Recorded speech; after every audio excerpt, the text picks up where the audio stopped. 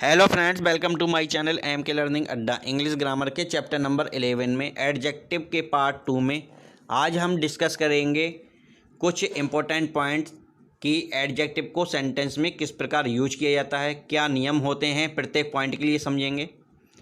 केवल एडजेक्टिव की डेफिनेशन पढ़ना और उसके एग्जाम्पल को समझ लेना ही काफ़ी नहीं होता, उसे यूज करने के रूल्स भी हमें पता होना चाहिए, तभी हम बेहतर ढंग से किसी भी पॉइंट के लिए समझ पाएंगे।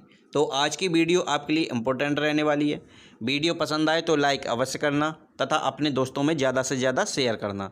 और उम्मीद है आज की वीडियो देखने के बाद आपके लिए एडजेक्टिव का कोई भी पॉइंट किसी भी प्रकार से प्रॉब्लम क्रिएट नहीं करेगा। तो वीडियो पर अंत तक बने रहें। चलिए शुरू करते हैं आज का एक important topic, adjective part 2।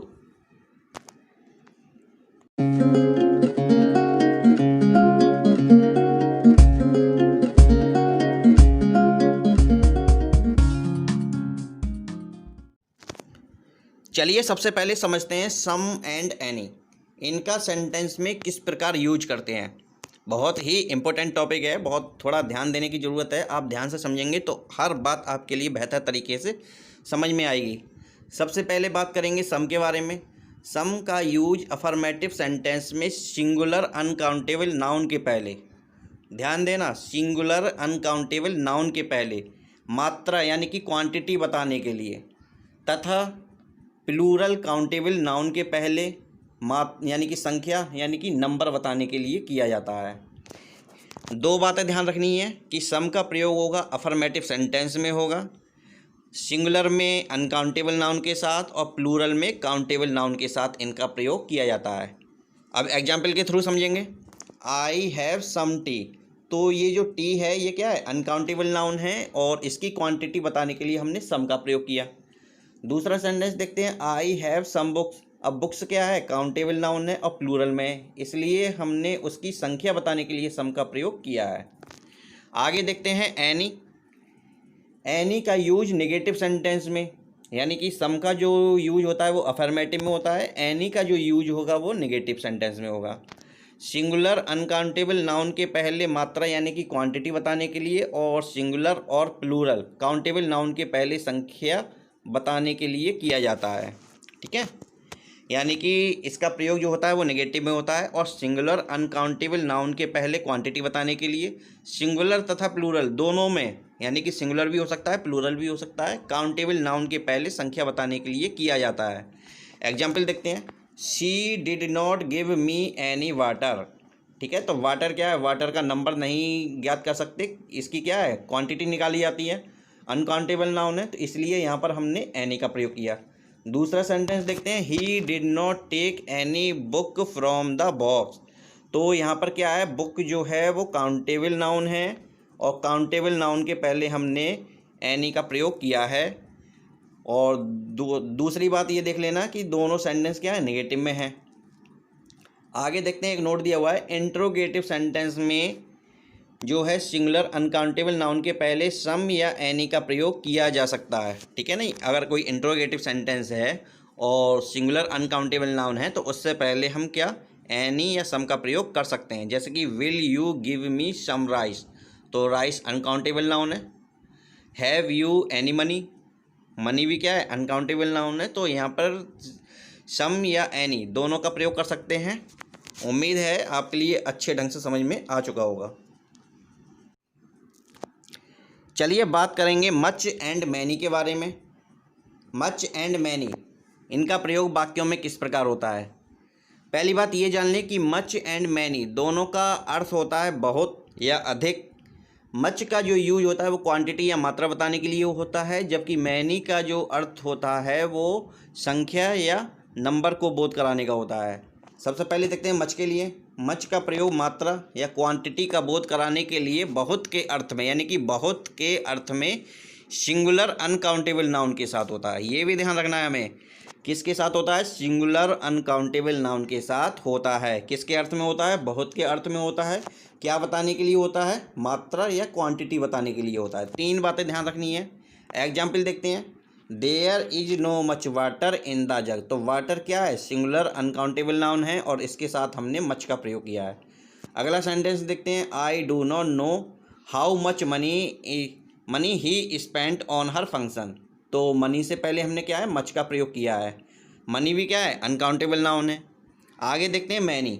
Many का यूज संख्या या नंबर का बोध कराने के लिए बहुत के अर्थ में PCN यानी कि प्लूरल काउंटेबल नाउन के साथ होता है। ठीक है, मैनी का जो प्रयोग होगा वो संख्या या नंबर का बोध कराने के लिए होगा। किसके अर्थ में होगा, बहुत के अर्थ में होगा। और किसके साथ होगा, प्लूरल काउंटेबल नाउन के साथ। PCN का मतलब है प्लूरल काउंटेबल नाउन, इसके साथ होता है।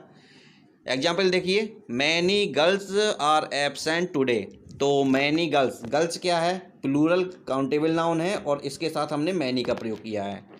I have not many books, books भी क्या है, प्लूरल काउंटेबल नाउन है और इसके साथ हमने मैनी का प्रयोग किया है। पिछली वीडियो में एडजेक्टिव पार्ट 1 में हमने काइंड्स ऑफ एडजेक्टिव डिस्कस किए थे। उसमें एक एडजेक्टिव था एडजेक्टिव ऑफ नंबर्स, जिसे हिंदी में संख्यावाचक विशेषण कहते हैं। उसका एक इम्पोर्टेंट पॉइंट जो बताने से छूट गया था, उस पॉइंट के लिए हम यहाँ डिस्कस करना चाहेंगे। इम्पोर्टेंट पॉइंट है तो थोड़ा ध्यान देने की ज़रूरत है। चलिए शुरू करते हैं। न्यूमेरल एडजेक्टिव यानी कि एडजेक्टिव ऑफ नंबर्स निम्न प्रकार के होते हैं। पहला होता है डेफिनेट न्यूमेरल एडजेक्टिव। ये क्या होते हैं, इनसे निश्चित संख्या का ज्ञान होता है, यानी कि ऐसे एडजेक्टिव जिनसे निश्चित संख्या का ज्ञान हो उन्हें डेफिनेट न्यूमेरल एडजेक्टिव कहते हैं। ये 3 प्रकार के होते हैं। पहला होता है कॉर्डियल। कॉर्डियल क्या होते हैं, इनसे केवल संख्या का पता चलता है, यानी कि जिससे केवल संख्या का पता चले, जैसे कि 1 2 3, यानी कि कोई भी संख्या सही अगर उसका पता चलता है तो वो कॉर्डियल कहलाते हैं। दूसरा होता है ऑर्डिनल। इनसे क्या है, क्रम यानी ऑर्डर का पता चलता है। ठीक है नहीं, जिससे क्रम का पता चलता है उसे ऑर्डिनल कहते हैं। जैसे कि फर्स्ट हो गया, सेकंड हो गया, फिफ्थ हो गया, थर्ड हो गया, फोर्थ हो गया, फिफ्थ हो गया, XYZ जो क्रमानुसार चलता है, क्रम जिससे क्रम का पता चले वो ऑर्डिनल कहलाता है। अगला है मल्टीप्लिकेटिव। इससे कितनी बार या गुना का पता चलता है, यानी कि कोई चीज़ कितनी बार या कितनी गुनी होती है उसका पता चलता है तो उसे मल्टीप्लिकेटिव कहते हैं। जैसे कि सिंगल हो गया, डबल हो गया, ट्रिपल हो गया। ठीक है नहीं, ये सब क्या है, डेफिनेट न्यूमेरल एडजेक्टिव के टाइप्स हैं। अगला है इंडेफिनेट न्यूमेरल एडजेक्टिव। इनसे किसी निश्चित संख्या का ज्ञान नहीं होता है, यानी कि ऐसे एडजेक्टिव जिनसे किसी संख्या का ज्ञान ना हो।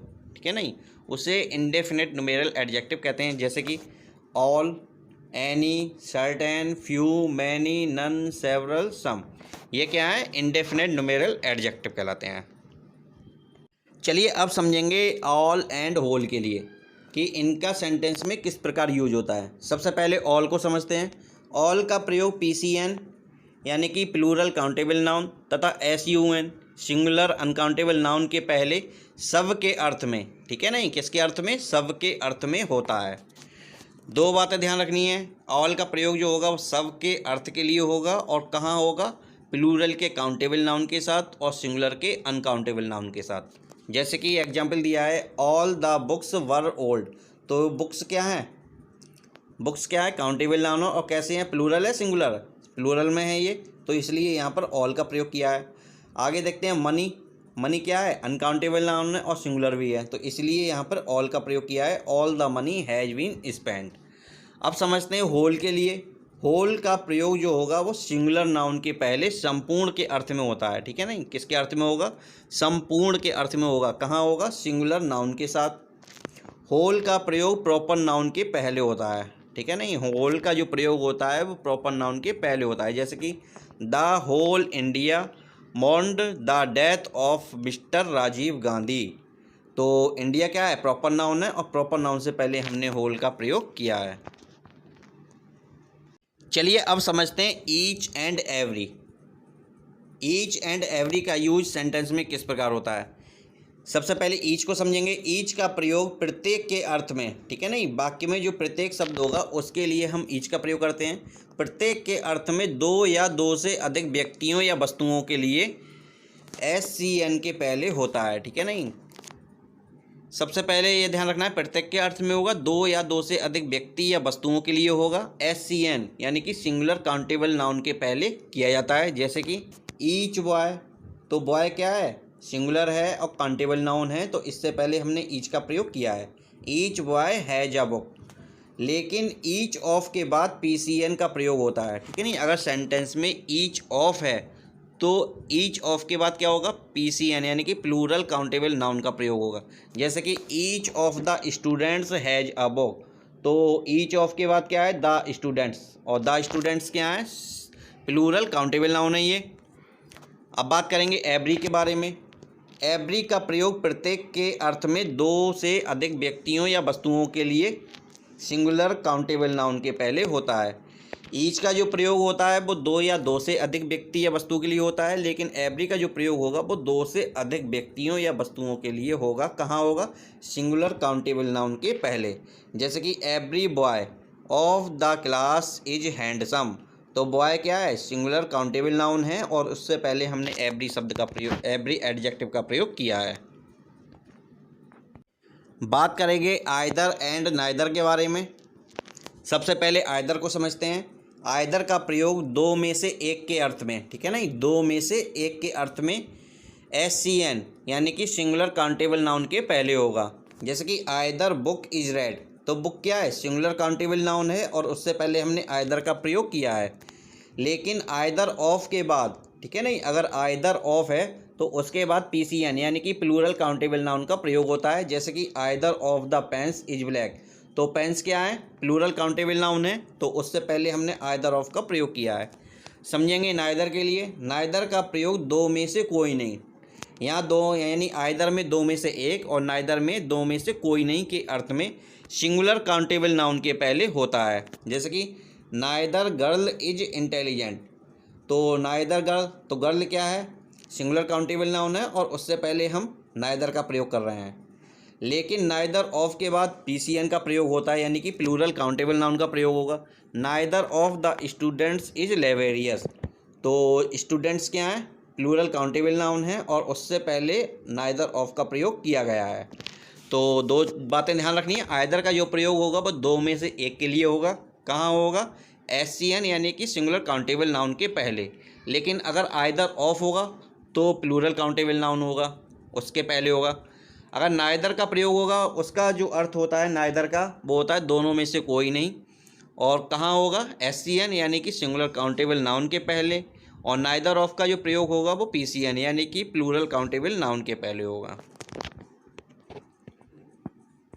चलिए समझते हैं little, uh little and the little के लिए। सबसे पहले लिटिल को समझेंगे। Little is negative, it means not much और हार्डली एनी, इसका मतलब होता है नहीं के बराबर, ठीक है नहीं। जो लिटिल का जो प्रयोग किया जाता है वो नहीं के बराबर के लिए किया जाता है, और इसका जो प्रयोग होता है वो SUN यानी कि सिंगुलर अनकाउंटेबल नाउन के पहले होता है। ये नेगेटिव मीनिंग रखता है।